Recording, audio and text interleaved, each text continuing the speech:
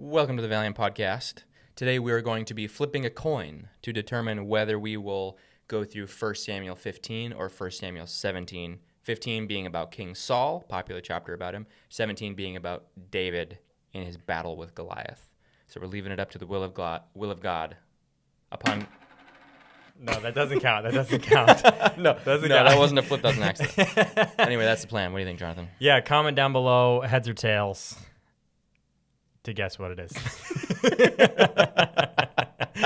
After we recorded it? Yeah. Okay. All right, ready? Wait, you call it. What is heads? Oh, true. It's all right. All right, heads is 17. Heads is 17, Tails is 15. What do you think it is? Heads. It's heads. 15? 17. 17. Heads Yes. is 17. David and Goliath. David and Goliath. Smash that like button if you put heads in the comments. But only if you did it in the right order. Yeah, you had to have posted that comment before you saw the coin flip. Exactly. You can't skip ahead. Can't skip ahead. Yeah. There you go. David and Goliath, everybody. David and Goliath. Make sure to check out House of David on Wonder. Epic show. Amazon Prime. Amazon Prime. You got to pay House for. of You David. got to pay for Wonder though. You do? Yeah, it's like $8 or something. I didn't have to do that. Did they make it you have to pay for it Yeah. now? Really? Yeah, you got to pay an extra thing. No way. Yeah. When did they start that? When I started watching season 2. I didn't have to do that to watch season Are you 2. sure? You might Yeah. be still paying for it. No, I don't think so. You on Dad's Amazon? Uh-huh. He's paying for it. No. He probably is paying for it because he watched it. Maybe. Yeah. Oh, well. Anyways. 1 Samuel 17, verse 1 says, Now the Philistines gathered their armies together to battle, and were gathered at Socho, which belongs to Judah. They encamped between Socho and Azekah in Ephes Damim. And Saul and the men of Israel were gathered together, and they encamped in the valley of Elah, and drew up in battle array against the Philistines. The Philistines stood on a mountain on one side, and Israel stood on a mountain on the other side, with a valley between them. And a champion went out from the camp of the Philistines named Goliath from Gath, whose height was 6 cubits and a span. In modern feet and inches, that's 9 feet, 6 inches, give or take. Okay, NBA player. Yeah. Exactly, like an NBA, like, yeah. NBA players are all low-key Nephilim.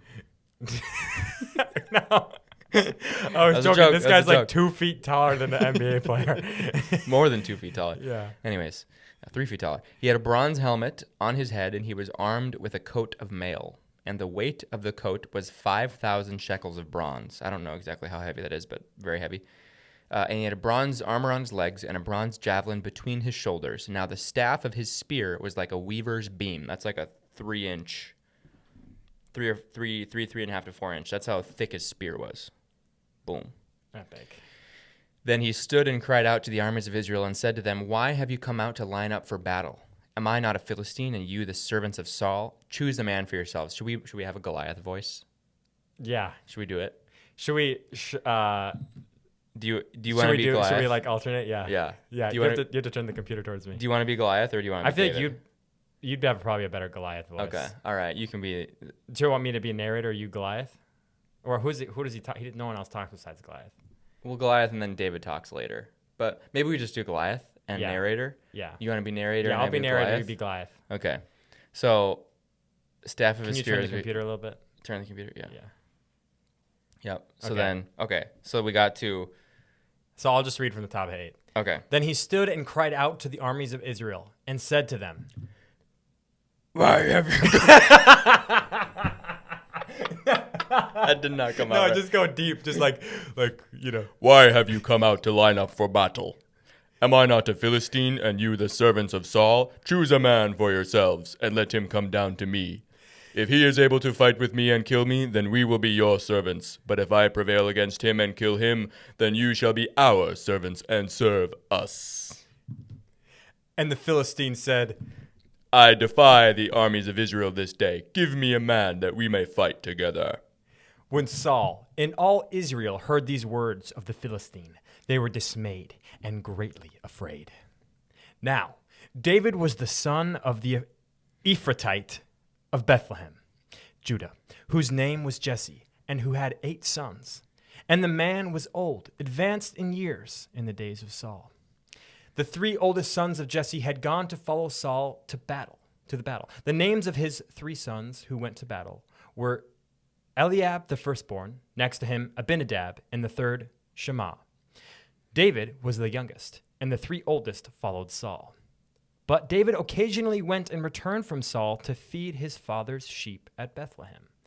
And the Philistine drew near and presented himself 40 days, morning and evening.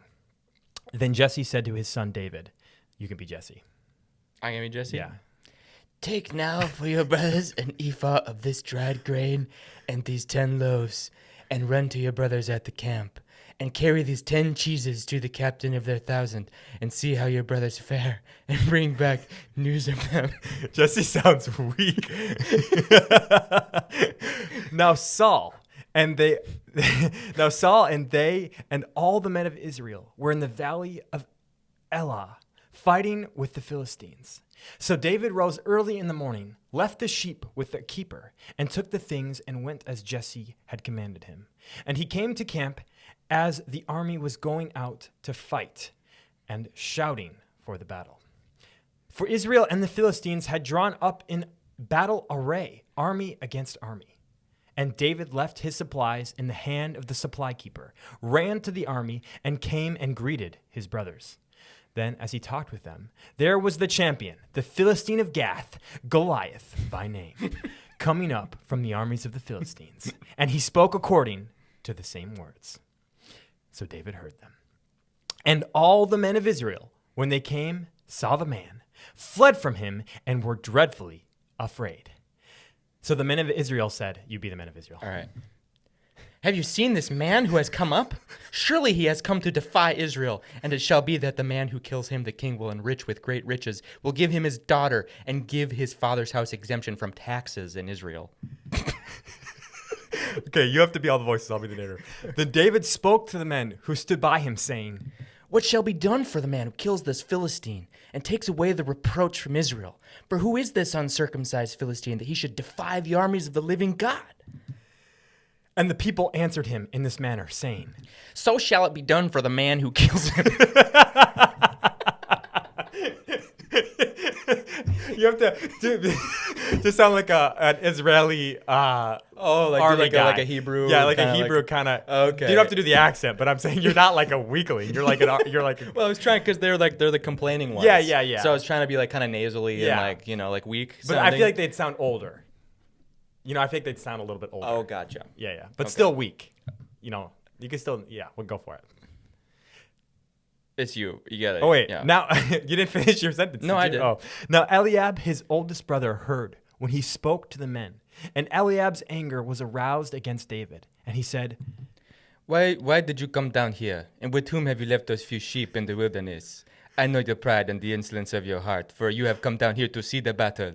I kind of sound African. Jeez. No, you have to be like, let me show you what Eliab sounds like. Go back to Eliab. He's like, why do you come down here? And with whom have you left those sheep in the wilderness? I know your pride and the insolence of your heart, for you have come down to see the battle. He's like PO'd at David. and David said, What have I done now? Is there not a cause? Then he turned for him toward another and said the same thing. And these people answered him as the first ones did. Now, when the words which David spoke were heard, they reported them to Saul, and he sent for him. Then David said to Saul, Let no man's heart fail because of him. Your servant will go and fight with this Philistine. I'll be Saul. And Saul said to David, You were not able to go against this Philistine to fight with him? Quiet. Sorry. He's so loud. Sorry, listeners. You were not able to go against this Philistine to fight with him, for you are youth, and he a man of war from his youth. And David said to Saul, Your servant used to keep his father's sheep, and when a lion or a bear came and took a lamb out of the flock, I went out after it and struck it, and delivered the lamb from its mouth. And when it arose against me, I caught it by its beard and struck and killed it. Your servant has killed both lion and bear, and this uncircumcised Philistine will be like one of them, seeing he has defied the armies of the living God. Moreover, David said, The Lord who delivered me from the paw of the lion and from the paw of the bear, he will deliver me from the hand of this Philistine. And Saul said to David, Go, and the Lord be with you. After Saul just defied the Lord. So Saul clothed David with his armor, and he put a bronze helmet on his head. He also clothed him with a coat of mail. David fastened his sword to his armor and tried to walk, for he had not tested them. And David said to Saul, I cannot walk with these, for I have not tested them. So David took them off. Then he took his staff in his hand, and he chose for himself 5 smooth stones from the brook, and he put them in a shepherd's bag, in a pouch which he had, and his sling was in his hand. And he drew near to the Philistine. So the Philistine came and began drawing near to David, and the man who bore the shield went before him. And when the Philistines looked about and saw David, he disdained him, for he was only a youth, ruddy and good-looking. So the Philistines said to David. Okay, so now it's going to be between Goliath and David talking. I'll be Goliath. Or I'll be David. You be David. Okay, you be David. I'll be Goliath. Okay. All right. So the Philistines said to David, Am I a dog that you come to me with sticks? And the Philistine cursed David by his gods. And the Philistine said to David, Come to me, and I will give your flesh to the birds of the air and the beasts of the field. Then David said to the Philistine, You come to me with a sword, with a spear and a javelin. But I come to you in the name of the Lord of hosts, the God of the armies of Israel, whom you have defiled. Defied. This. Sorry. I'm getting passionate. This day, the Lord will deliver you into my hand, and I will strike you and take your head from you. And this day, I will give the carcass of the camp of the Philistines to the birds of the air and to the wild beasts of the earth, that all the earth may know that there is a God in Israel.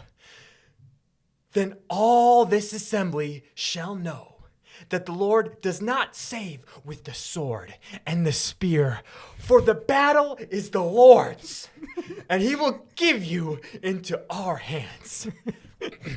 This summer. So it was, when the Philistines arose and came and drew near to meet David, or when the Goliath, that David hurried and ran toward the army to meet the Philistine. Then David put his hand in his bag and took out a stone. And he slung it and struck the Philistine in the forehead. Oh!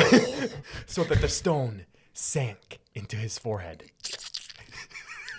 And he fell onto the face of the earth.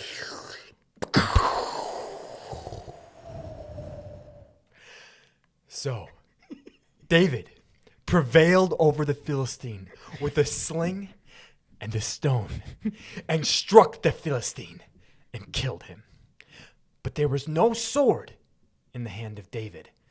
Therefore, David ran, stood over the Philistine, took his sword, drew it out of its sheath, and killed him, and cut off his head with it.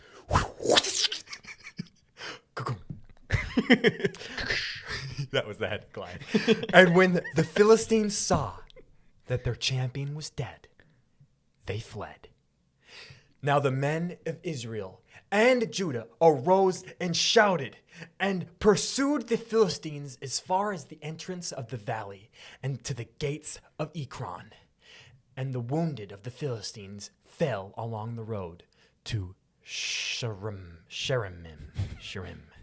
something like that. Sheharaim. Even as far as Gath and Ekron. Then the children of Israel returned from chasing the Philistines, and they plundered their tents. And David took the head of the Philistine and brought it to Jerusalem, but he put his armor in his tent. When Saul saw David going out against the Philistine, he said to Abner, the commander of the army, Abner, whose son is this youth? and Abner said, I should probably do it. Okay. yeah. As your soul lives, O king, I do not know. So the king said, Inquire whose son this young man is. Then, as David returned from the slaughter of the Philistine, Abner took him and brought him before Saul with the head of the Philistine in his hand. And Saul said to him, Whose son are you, young man? So David answered, I am the son of your servant, Jesse, the Bethlehemite. The Bethlehemite. The Bethlehemite. That is Samuel 17. That was so much fun. We should just We're do going to do that. it again and plan and write out who's who. You know what I'm saying? So we do like a read. Because there's probably true. only going to be there was only like 5 voices. Yeah. That was sick. True, that was fun. That was a lot of fun. Okay, Yeah, so did you guys like our sound effects too? Comment if you need like more sound effects. Yeah, more sound effects Yeah. or not. Yeah. So beginning of the story. You can turn off your narrator voice now, probably. Let me just be more less excited and neutral. So beginning of the story. I forgot. How does it start? So basically what we're dealing with here, Philistines and Israel are gathered together in battle array against each other. Goliath comes out from the army of the Philistines, who's their champion, right? The person who's taunting Israel, supposedly their best warrior. 9.5 feet tall. 9.5 feet tall. Says, give me a man that we may fight together. If I win, you guys are all our slaves. If you win, we'll be all your slaves.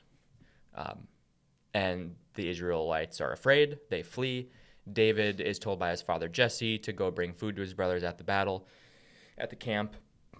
And he shows up with the food. He sees Goliath taunting Israel. He's like, what is this guy? Who does he think he is? He's uncircumcised. Who cares about him being 9.5 feet tall? Somebody's got to kill this guy. David's like, I'll kill him. Yeah. And he goes to Saul, says, I want to kill this guy. And Saul says, no, you're just a kid. You can't do that. We got to pause right there. Okay. So first thing that stuck out to me about what you just said in that story is David. So the whole army of Israel is freaking out, including Saul, the anointed one of God. But he also just got wrecked by Samuel. But it's another story. David is like, what? Like he's genuinely like shocked that the army of God is like scared. Yeah. By like one guy, even though he's a Goliath, he's like a giant, whatever. Yeah. David's like, I don't care. How do you think David, I mean, obviously bro just got anointed by Samuel, which is pretty sick, but like still, he had so much more faith than the army of God and Saul and Saul's son even. Like, what the heck? How could he? Why do you think he was like that? In addition to being anointed, I mean, or do you think it was just because he was anointed? That's certainly a part of it. The previous chapter, 1 Samuel 16, ends with, or in the middle of it, it talks about how David was anointed by the prophet Samuel, and it says the Spirit of the Lord came upon him from that day forward. And then David ends up becoming actually an armor bearer for Saul, and plays music for Saul when he's tormented. So by this time, Saul and David were well acquainted, but Saul still didn't know who David's dad was, which is why he asks, whose son is this youth, right? So David's already been a servant to Saul, and Saul like still has no idea who he is. Oh, you know, which is like kind of not great about Saul, you know, for just like not knowing. Well, that's contrary to the house of David, because in the house of David, Saul knew who he was. Right. Well, at least, yeah, maybe in the house of David, they portrayed him as like partly. So he was at this point pretty much unknown, even though he's David been around. was, yeah. I mean, think about it. He's like a servant to Saul. True. Right. So like a nobody, essentially. Yeah. Right. But then David's faith, so largely, yes, would have been due to him having the Spirit of the Lord upon him. But David also talks about how when he was a shepherd, or in his time as a shepherd, because he still was, he kept his father's sheep and had killed lions and bears with the same faith that he was bringing to kill Goliath. So David already had this kind of faith before the Spirit of the Lord came upon him. And I think it's that the Spirit of the Lord coming upon him probably increased that faith. But he had already obviously had plenty of God's power and faith in his life from as a shepherd killing lions and bears, right?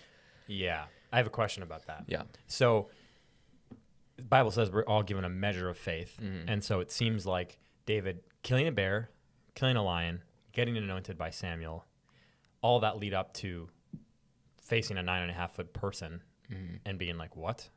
This is unbelievable. I'll just go kill him right now. Yeah. He was given that faith through growing in action, right? It probably, he might have not had that level of faith if those things hadn't led up to this. Well, yeah, I mean, I think it's inferred because he said the reason why he knew that Goliath would be killed was because God did it for him in the past in slaying lions and bears. And this is an excellent lesson about faith, actually. I think that David was, in the Old Testament, probably somebody that had like the gift of faith, like you would read about in the New Testament. And it teaches us a really important lesson about faith and how faith works, which is that the way that your faith grows to be able to accomplish something great is through taking action in other things that grant you the belief in your heart to face harder and bigger situations and be victorious, emerge victorious. Right? And so we've talked about this before, just you and I, but also I think a little bit in the podcast, that there's a difference between belief and faith, right? The Bible describes belief as coming from your heart. Belief is the inner convictions and persuasions that you have, trust in God. That's not tangible. It's inside of you. That belief produces a confidence or boldness to take actions, and the actions that you take are your faith. Faith is the active part of belief. It's activated when you take action for something. So faith comes out externally, it's tangible because it's action itself. Belief is the inner persuasion and trust that allows you to have the boldness for that action, if that makes sense. It does. So David grew his belief over time in just being a genuinely like righteous person who is seeking God with all of his heart. He's identified as someone who is a man after God's own heart, right? So he had the belief in his heart from childhood, and then he takes action on that belief with faith to face and kill successfully lions and bears. And that cycle of belief and faith working together gave him the conviction and persuasion that Goliath would be defeated easily. And that was his belief. And he shows that to Saul. Saul's enamored with his belief, grants him permission to fight Goliath, and then David activates his faith when he actually runs out of the camp to meet the Philistine, sling a stone, and of course, be victorious. Yeah, it's like there'd be the difference between belief and faith in that example would be like if David believed he could kill a bear, but didn't actually kill the bear, he wouldn't have gained faith to kill a lion. Mm-hmm. So if he was like, yes, Lord, like I believe I can kill this bear, but he never actually took the action on killing the bear, he wouldn't have grown to be able to kill the next crazy thing. And so it just seems like, okay, every single time he like believed something and then took action on the belief, he grew. And now it goes even further. I mean, Goliath is just like the first of his many crazy victories. But like, geez, if you aren't taking action, I mean, this is how I guess you could connect it to being practical in your life. If you aren't taking action on one thing you believe you can do, like you believe you can repent of laziness by starting to work out, but you aren't taking that first step to working out, but you believe in your heart you can, well, you're never going to grow past that. You're just going to stay stuck there. Exactly. Yeah. You're never going to get to the next level. So be like David, take action and run out. Yep. Run out to the Philistine. Yep. And the action that you take and the fruit from the success that will come from it is exactly what will grant you the greater belief and therefore faith to handle more in the future and take on greater tasks and accomplish greater exploits, right? So it always starts with the action you can take today. And I think that's the main takeaway. What are the lions and bears right now? Yeah, David just showed up. You know, and it's just challenges, right? And lions and bears represent attacks against you or what you care about, right? Like David was a shepherd. His job was to protect the sheep. And so anytime we're challenged with something in life, are we going to run away from challenges, run away from discomfort, run away from inconvenience, or are we going to actually face those things and push through and overcome, you know? And that will produce fruit in your life because that's faith if you take action, and that will cause you to grow. Yeah, it makes me think like David wasn't planning to go to the army to kill Goliath. He was just delivering some food, and then suddenly he was like, what? This is crazy. Let me just take action real quick. Yeah. How often are you presented with a temptation to just suddenly choose yes or no? It's just as simple as that. Take action. Always do what is right. Yeah. Okay, sick. So, I also was wondering, you mentioned this the other day, and you also mentioned it just now, but David potentially had the gift of faith. Certainly seems like it. Yeah, I would assume that the gift of faith versus just having faith, and you can tell me if I'm wrong, is he was able to take extreme action,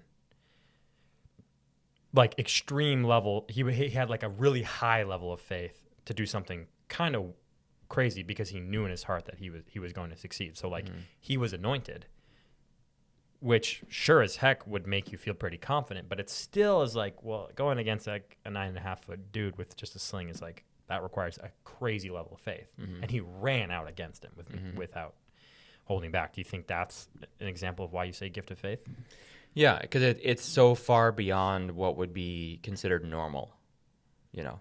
Another thing that's important too about like courage and the courage that faith produces is that when you look at that in comparison to the nature of fear is as such that even hormonally, like in your blood, fear is paralyzing physically, right? Like when you're really, really afraid of something, it makes your body shut down and actually paralyzes you, like makes you not want to do anything. Or flee. Right? Or flee, right?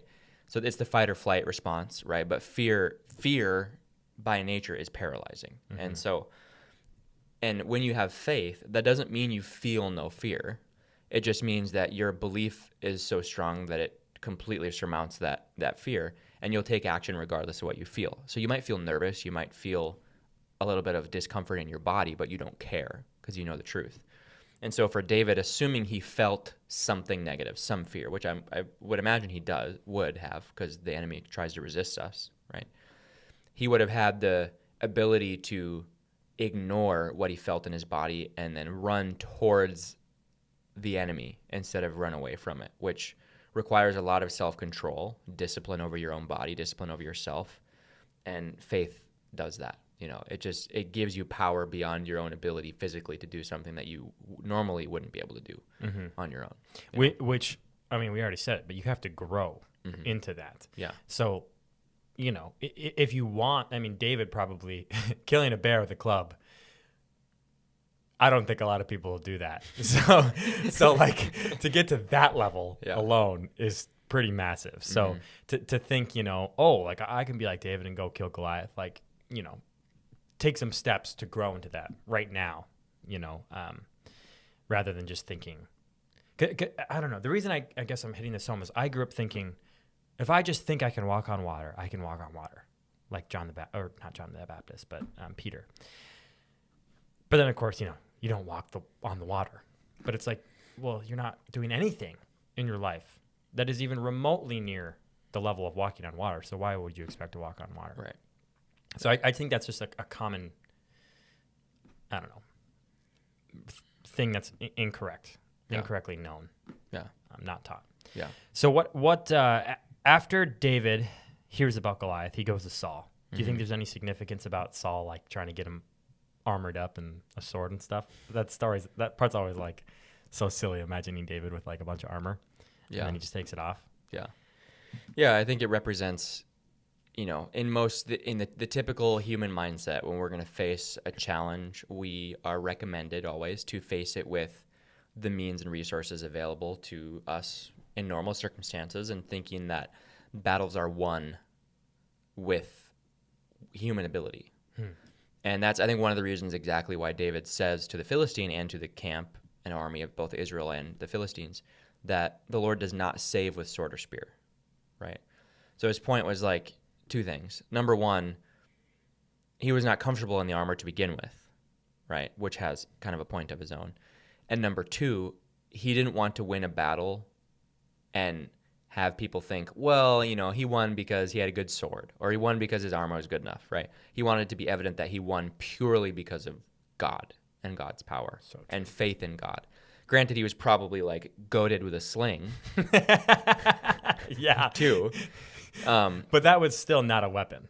Well, it was a weapon. I guess it was a weapon. Slings were like entire armies had, you know, there was like whole battalions and armies that were just slingers, right? Dang. And that were deadly, right? So, and it at the very least caused a lot of problems for an enemy army because you're getting hit with rocks all the time, and then you try to fight. It's very difficult, you know. So slingers, it was a real thing. Like slings were a weapon back then. It wasn't just like a toy, right? It was a real weapon. But I think to bring it back to the first point I made, that was what he was comfortable with, was what he was used to, what he knew he was good at, right? And you could even refer to the sling representing like a spiritual gift, you know? Yeah. Like, you play to your strengths. When God has given you faith, like, do what he's given you to do. And don't, because you're just going to weaken yourself if you try to take advice from someone that's not thinking with faith, right? Usually you end up succeeding when you do what you know you believe in, you know? As soon as you add in other things that are like human recommendations that ultimately work against faith, you're just adulterating your faith, right? You're weakening what would otherwise be the pure potency of your belief in God, you know? Mm-hmm. So it's important to, when you're trying to grow, like, do what the Bible says to do. And if you're trying to accomplish something hard, that specifically things that can't be accomplished in human strength, sometimes it's not a good idea to just, you know, like, take everybody's opinion and try to cater to everyone's opinion. No, it's just like, just do what the word says, you know? And it's usually a good attitude to have, you know? I love what you said about the spiritual gift. Like, you know, obviously there's not a spiritual gift that says slinging, but like David had a unique ability, which was using a rock and a sling. Yeah. And he's also like a kid. And to run out against Goliath with a sling, you're going to look like an idiot. Mm-hmm. But he knew that that's what he was good at. So why wouldn't he do that? Yeah. And it's important to note, when Saul offered him the armor, like, he still like put it on him. But David immediately was just like, no, this isn't good. Mm-hmm. He didn't like consider it or try to please Saul. Mm-hmm. He just was like, no, Yeah. I don't want to do this. Yeah. And like, talk about fear, man. Because holy cow, how often do you like feel convicted to do something, and then somebody offers their opinion, and immediately faith is like, oh, okay, well, you're probably right. Like, you know, it's like that happens all the time. Yeah. And like, gosh, that example with Saul, that's a great example. Yeah. It's also worth noting, it's a really cool verse in there that says when David slung the stone, it sank into his forehead. Yeah. So like, first of all, there's some layers to that just makes it absolutely bonkers, which I think is and I think that's where you actually see the power of the Spirit, because David probably, you know, killing lions and bears and being a shepherd, he would have been accurate with a sling, right? Mm-hmm. It's not like it was some kid's toy that he just like used every once in a while. He was probably very good with a sling. As any one who was also like an archer, you know, he would have been accurate. So in his mind, what he's good at, what he was confident in, what he believed God would use him with, was his sling. His job was just to run out and sling the stone, right? That was where sort of David's ability, you know, of course, which ultimately comes from God, came in. But then as the stone is flying through the air, normally speaking, if you look at, like, there was a Deadliest Warrior episode actually about this. Oh, really? They took ballistics gel dummies, and they took medieval, like, Roman slingers with actual, like, dug up. They knew what Roman sling stones looked like, and so they were in the shape of a football with sharp edges, and they were pointy. So they would like fly through the air like a football, and then it would like pierce armor and, you know, stuff like that. So they put like armor and chainmail and like different types of armor on this ballistics gel dummy, and they would sling these stones at it. And so they found when it hit like raw skin or bone, it would definitely pierce the skin, and then it would fracture bones. But it never actually like would impale someone. Yeah. Right. The only time it impaled somebody was when it was like just flesh. Like if you hit somebody in the belly, right, it would like get just under their skin, but it wasn't like a sword. It wouldn't like go through you, right? And so it caused damage that under the right conditions would be deadly.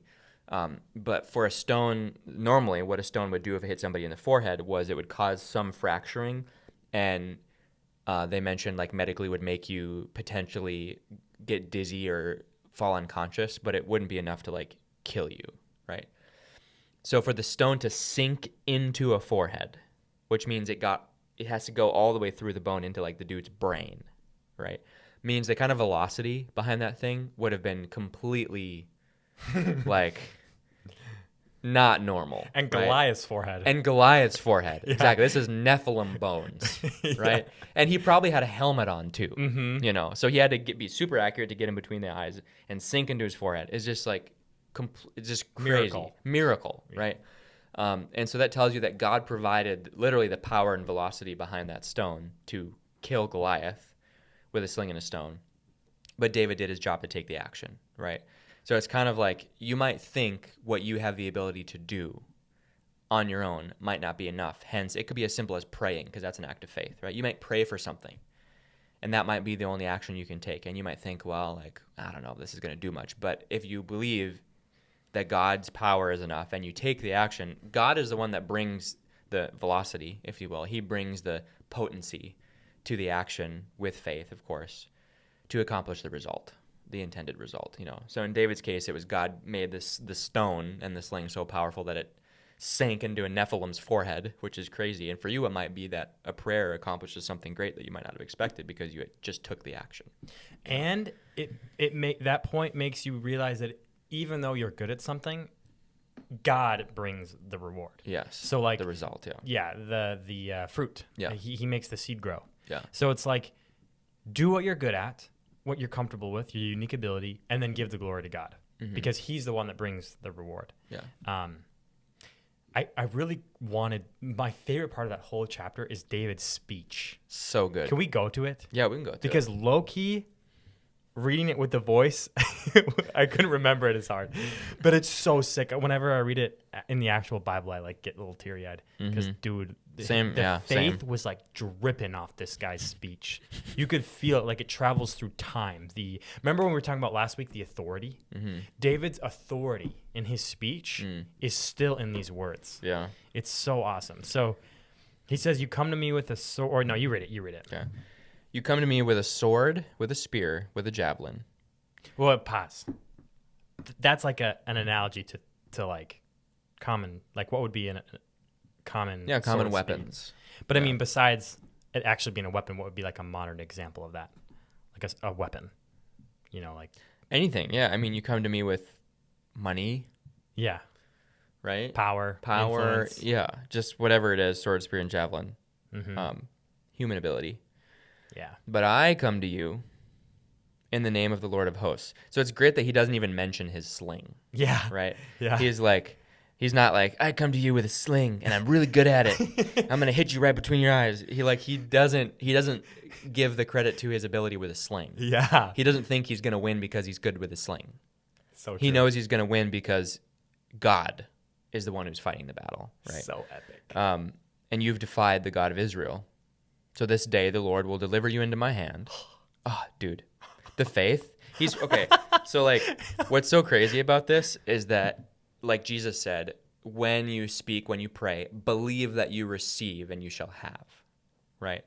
So he's also prophesying. So maybe there's like some gift of prophecy happening here too, because like it could have been that the Spirit spoke to him for what to say.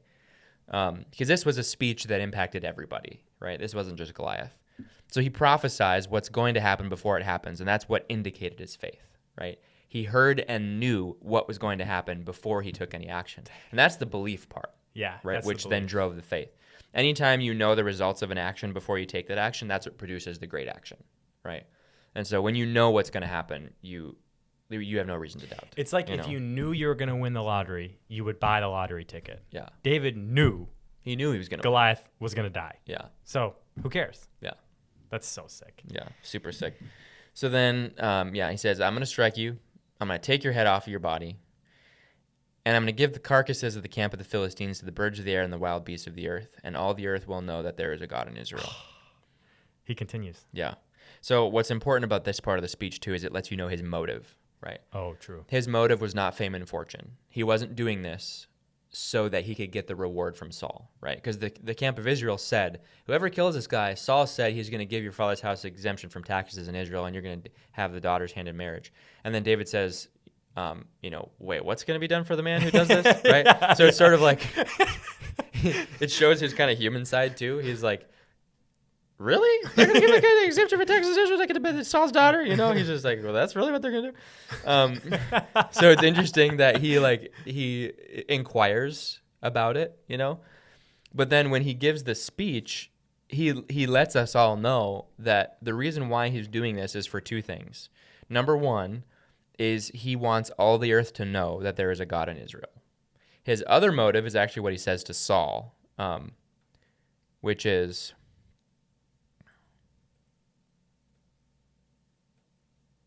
right here. Let no man's heart fail because of him.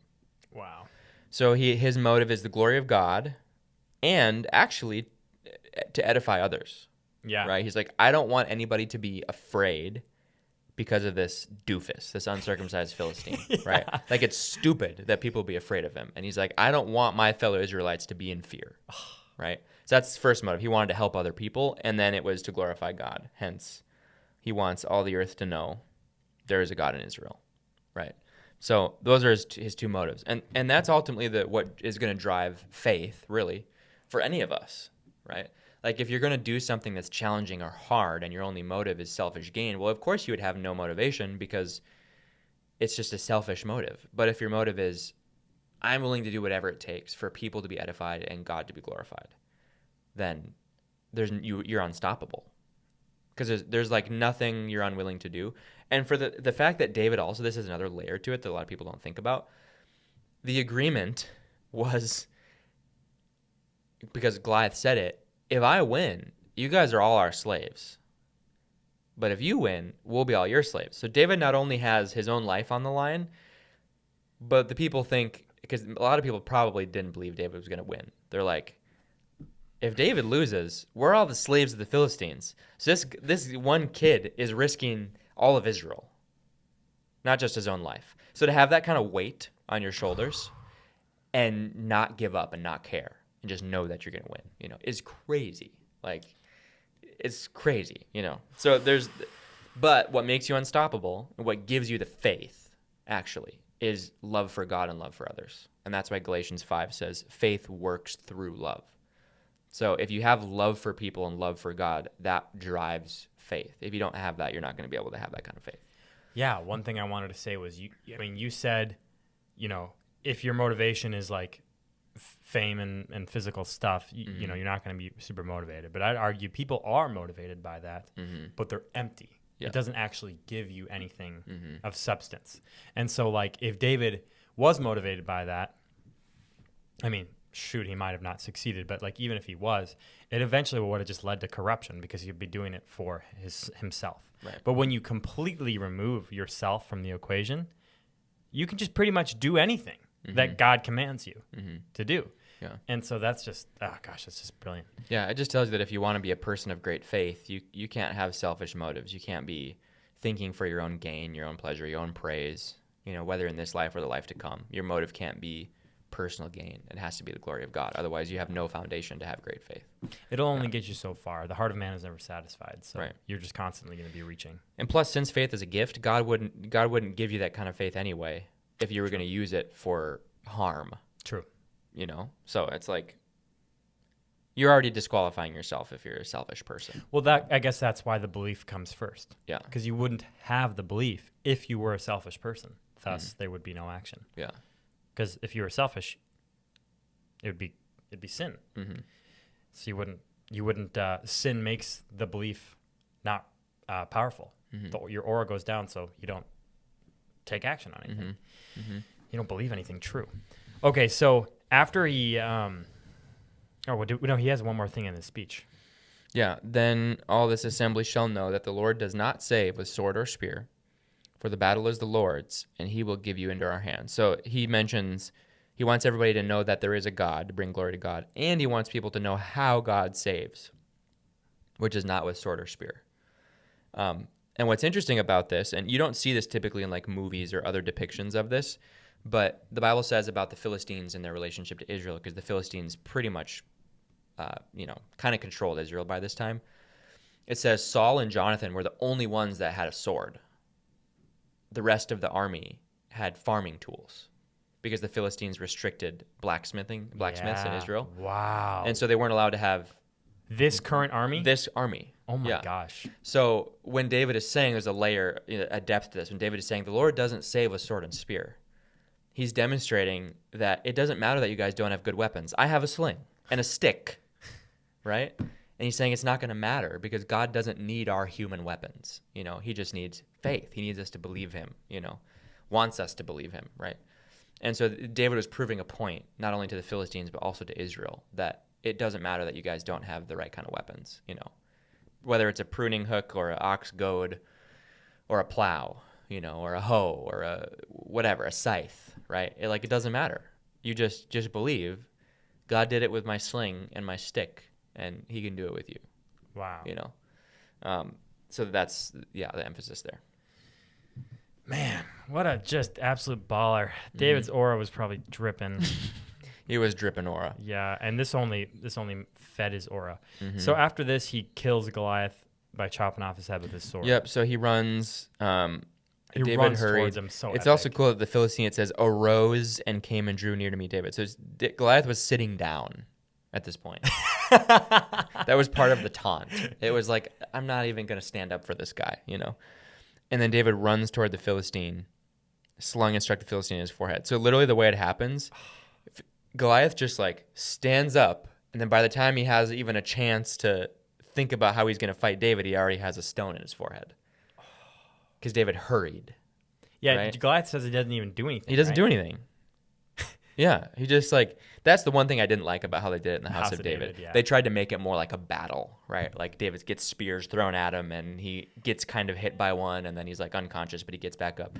The Bible story doesn't depict it that way. It just says David hurried. So he got there really quick so that by the time Goliath even had a second to think, he was already dead, So it also tells you something else about faith, which is the urgency of it, right? Deep. You don't move slow, you move fast. And you take action quickly, By the time David heard about Goliath, he was probably out fighting him within an hour or two, maybe less. Yeah. He just was like, what? Let me go fight him. No hesitation. Yeah. Yeah, no hesitation. Sprints out after him. Mm-hmm. Yeah. It's crazy. And it also tells you that God, super won. There was not even a contest between David and Goliath. Mm-hmm. It was just obviously a supreme victory. And that's another thing I didn't love about House of David, because it's kind of most of the time, if you knew that it was going to be right, if you're taking the right action, it just feels and is right. There's not a 50-50. You're looking at me like I'm missing something. No, keep going. Oh, okay. No, that was it. Wait, what? That's just my point. Yeah, no, I heard. Yeah. Yeah. Yeah, there's no contest. You're looking at me like this. like as if I was saying something wrong. Oh, sorry. No, I didn't mean to say it like that. No, yes, I agree. There's no contest. It's not a 50-50. Yeah. It's like when you see those images of Jesus and the devil in an arm wrestle. There's no there's no arm wrestling. Yeah. There's no battle. It's just God wins. No contest. Yeah. 100-0. Yeah. And that's what's so cool and I think very important about how you read this story is there's no battle. Goliath just stands up, boom, he's dead. That's it. He took a stone out of his bag, slung it, and struck the Philistine in his forehead so that the stone sank into his big old Nephilim forehead. Oh, epic. And he fell on his face. He fell like a... fell on his face to the earth. So David prevailed over the Philistine with a sling and a stone, struck the Philistine, and killed him. But there was no sword. That's just crazy. The Philistine was killed with the stone. Oh, that's what it says? Yeah, because that's the whole thing about it sank into his forehead. That's a death, right? When a bullet goes through your skull, you're dead, bro. You are dead. This is a big rock. Yeah, true. Right? An inch into your skull, you're For dead. it to go through your bones, you are dead meat. And so then it says he prevailed with a sling and a stone. Yeah, and it says, and struck the Philistine and killed him. Yeah. Exactly. So the fact that he prevailed with a sling, because if he had maybe dazzled Goliath with a stone and then got there fast enough to kill him with a sword, you could say that he prevailed with a sword. Right. And his whole point was you don't win with a sword or a spear. Faith. You win with faith. Yeah. So the fact that the sling killed Goliath attests to the point that he did not win with a sword. He won with God's power, because a sling normally wouldn't be able to do that. Mm-hmm. Right. And then he goes, there's no sword in the hand of David. So, again, you don't win with a sword. And then he took Philistine's sword even further. Not his sword, the Goliath's own sword. Yeah. Drew it out of his sheath and killed him, cut off his head with it. So okay, interesting. In that verse, it says he killed him. Maybe his heart was still beating. I don't know. Well, it says in the previous verse. Yeah, it says it killed him. So maybe just reiterating it. I don't know. Yeah. Took his sword and drew it out of its sheath and killed him and cut off his head with it. Struck the Philistine and killed him. Wow. So he's just like double killed. Yeah. Just like he killed him and then he killed him again. Yeah, that is a little interesting that it's worded like that. Yeah. It says both. So I guess it doesn't it's both. matter. It doesn't really matter. Yeah. The point is he prevailed with a sling. Yeah, he killed him. Goliath wasn't getting back up. Yeah. When you have a stone sinking through your forehead, you're not. I think the head thing, it must have been to show that he was dead. To show he was dead. Because like if he fell on his face from a sling, people might have not for sure known he was dead, but then when you show the head, everybody knows he's dead. Yeah. Cut off his head with it. Yeah, and the Philistines saw that their champion was dead. That's why he did it. They saw that he was dead. Yeah. They saw that he was dead. Yeah, that's a great point. Yeah. Yeah. The champion was dead. They fled. Mm-hmm. Yeah. And then, of course, they Murked him pursue. the whole way. Yep. They mop up after that. Yeah. Wow. Crazy. 51 minutes we're in. That's so pretty good. David wasn't even known. And then he becomes known from one severe act of faith. That obviously leads to him being king. Yeah, that's where the escalation starts to him starting to literally be the champion in Israel that everybody loves, and he becomes king as a result. Yeah. Mm-hmm. One act of faith proved his... I mean, it literally gave him aura that people respected and felt, and it caused them to deeply respect him. Yeah, later it says that all Israel loved David. Man. So he that's what set it up. Yeah. You know? Jeez, dude, it makes me really want to read more stories like this. Because David, even this story, when you take the time to read it on your own, you just read through the chapter in the Bible, it's like so real. But if you just talk about the story, because everybody knows the story of David and Goliath, and David killed Goliath. It's like, okay, yeah, it sounds like a story. But man, when you get into the actual scripture and read it out, it's so real because we have belief that the Bible's actually true. And so, man, there's other stories in 1 Samuel and also in the Old Testament that are so sick. They're so epic. Even 1 Samuel 1 and 2 about how Samuel became the prophet. It's so cool. I just read it the other day. So I don't know what you were thinking, but I don't know. I thought it was really fun what we did. This was super fun. Yeah. No, I enjoyed it a lot. And it adds, of course, the additional entertainment value of like doing the voices, reading this, making it like a story. Yeah. That was really fun. And I love the way that you can take Old Testament stories and then draw connection to the New Testament out of it and principles about faith and belief and like we just talked about is really cool because it lets you know that the Old Testament is still of great value, and the Holy Scriptures, which of course includes the Old Testament, Paul says are able to make you wise for salvation.